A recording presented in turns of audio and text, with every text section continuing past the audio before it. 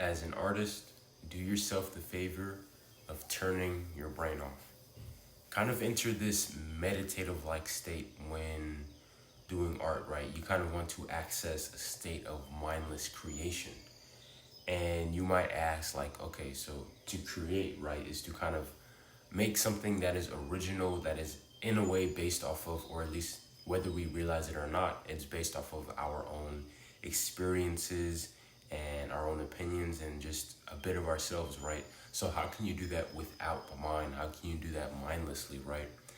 And so, of course, it's probably a skill to master, of basically trying to reconnect to that childlike nature of creation where you kind of just put whatever down and then you get to call it whatever you want to call it.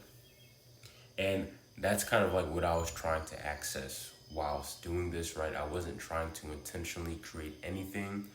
I just followed whatever impulse my mind wanted me to follow. Although, like, that kind of defeats the purpose, right? Because I just said my mind wanted me to follow it. But I just followed whatever impulses that led me to make certain strokes of the charcoal on the paper. And just whatever like thing that came to mind to do, like I was like, okay, I'm gonna do it. I didn't like give it any type of consideration. I didn't think about it. Like, should I put this stroke here? Should I draw this line here? Should I make it dark over here? None of that came to mind. All it was for me was just put whatever I wanted to put on there, or just put whatever like was my first impulse, basically, right? So basically allowing myself the freedom of my mind in a way, and not allowing the more complicated, more discerning, more, I guess, analytical parts of my mind to get in the way when I was making this. So that way I can kind of just, again, kind of like free myself a bit, kind of clean things up a bit in my head. And I feel like that helps a lot.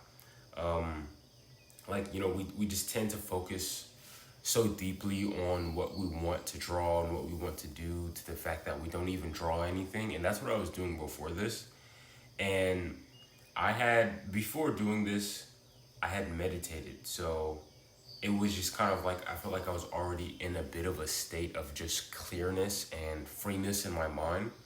So it was a lot easier for me to make the decision of just putting whatever I wanted on the piece of paper. I did this in my sketchbook. And so without me having to think so much and plan things out, like, I was kind of able to make something that seems like coherent, right? I drew a lot of organic figures, and I seem to have shaded in the organic figures so it can have a bit of 3D. And you'll see that later. You don't see that process now. And I am showing you guys the videos in real time because it really only took me, I think, 15 or so minutes to do this, or 11 minutes. That's how long the video is. And so, stuff like this, when it comes to, you could say, mindless creation, it doesn't take that long. It doesn't take much. Because, again, it's like, you're not over here planning stuff out. You're not over here standing back, looking at the sketch, looking at the rough outline, looking at the flat colors and seeing like, okay, is this all good before I add stuff to it? No, you're just going on about how you want to do it. You're just going on about how you want things to go, right? You're not over here worried about a bunch of other things. You're over here worried more about just, well, not nothing. You're not worried about anything. You're just freely flowing, right? And I feel like that's just a good thing. Maybe like if you're not interested in doing all of your art like that, I feel like it's a good way just to kind of like clear your mind up a bit, to allow yourself to just get into like this messiness of creation and just, whatever, right? Like, for me, one thing I did try to do consciously for this was to like keep my hand on the paper or my arm up for as long as possible. So like, even if like my arm was getting tired, I wanted to keep going, just to kind of get more of that free flowing. So then that way, I'm not ever drawing. I don't ever have time to kind of like step back and reconsider, right? Because, let's say you're standing up or you're having to raise your arm when you draw. Your arm is gonna get tired, And then when your arm gets tired, you put it down, and that kind of like gives you the space to have to like think about what you just did, and to see and to consider things. But I didn't want to have that. I didn't want to give myself that space. So that's why I was like, okay, even if my arm gets tired, I want to kind of keep it up for as long as I can. Or, you know, if I am putting my arm down, that I quickly go back into drawing again. Um, yeah, it was a pretty interesting thing. And the thing is like I had waited like all day to do this. This was around close to 10 p.m. when I was drawing this, and like most of the time I was just kind of thinking like, man, what am I gonna draw? What am I gonna draw? You know, am I gonna do some anatomy practices? Am I going to do some portrait practices? Am I going to scribble or whatever? I don't know what I'm gonna do. And I'm just like, you know what? Okay, I meditated, and then I felt like just things were clearer, and I was like, I'm just gonna just follow, I guess, my impulsive instincts, right? Kind of like these like little gut feelings, and then just draw that, just put that out on paper, and it looks like this. Looking at it, it kind of looks like maybe like internal organs or like the brain a little bit. Like now that I'm like looking at it, like a couple hours later, it kind of looks like a brain maybe, or like some type of internal organs because of all like the squiggliness and whatnot, and the things that are like stacked on top of each other. But I don't know. You tell me what you think it looks like, right? It does kind of just look like something that's inside of a body.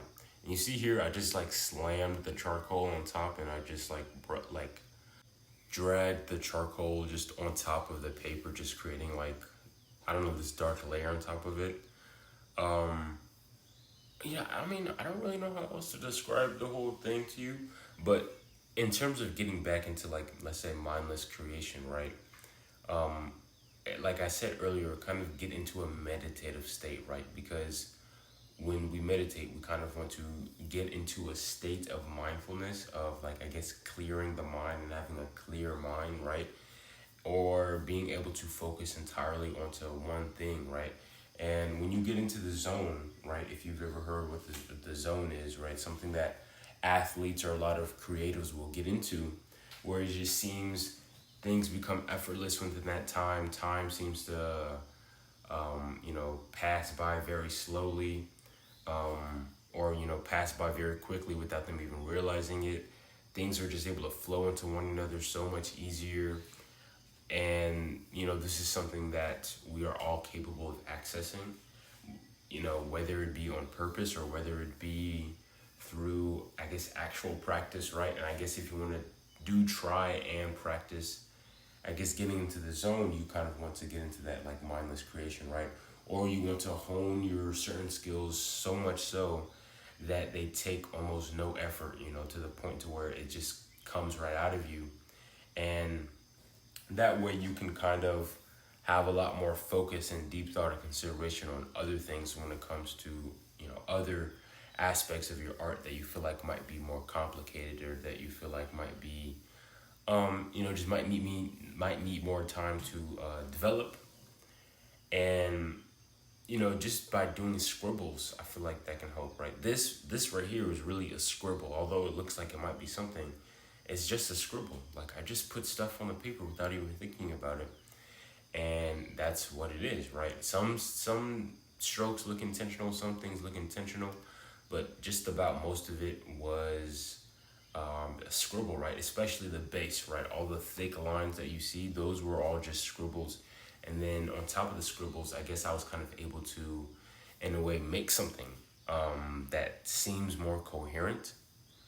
But at the end of the day, all I just did was scribble. And when it came to just me scribbling, I didn't have to think of anything. I didn't have to make any intention to do much of anything. And we should try and do that with like a lot of our art, right?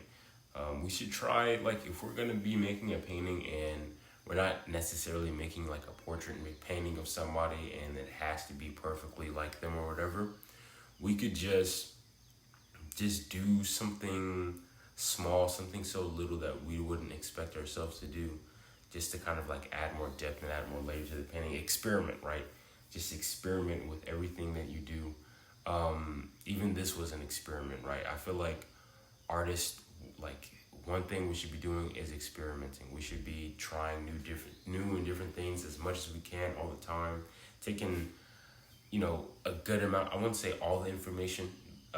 Maybe if you want to, you could, but just taking a bunch of information about art and creativity, or don't even take in any information whatsoever. Just completely create from a free and just pure mind, like, just like not having had been tampered or influenced into any way of thinking, right? And just like me saying that just made me realize, like, maybe that's what, like, mindless creation is, right? It's just kind of go into this like pure part of your mind that hasn't been touched or tampered by any type of human influence, and that way you can just freely flow into whatever it is that you want to do, or however you want to create. So that way, again, like, you just can reset, right? Get into that meditative flow. Yeah, I hope you guys enjoy the video. Peace out.